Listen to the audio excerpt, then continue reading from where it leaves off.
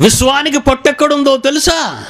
అనంత ఆకాశంలో, అనంతమైన విశ్వంలో, కోటాను కోట్ల నక్షత్రాల వలయాలలో, పాలపుంత నక్షత్ర మండలంలో, సూర్య కుటుంబంలో ఉన్న ఈ చిన్న భూమండలం, భూమి మీద ఉన్న దేవుని కుమారుని వైభవం.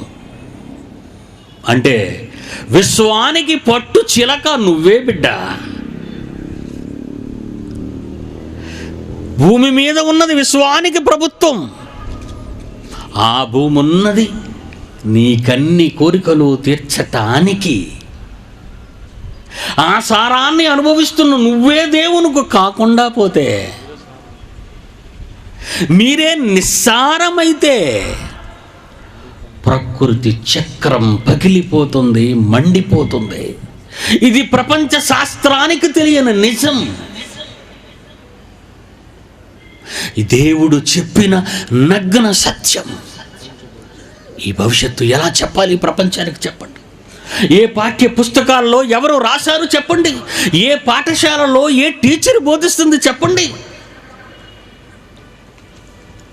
మనిషి చెడిన నాడు ప్రకృతి భస్మమవక తప్పదు.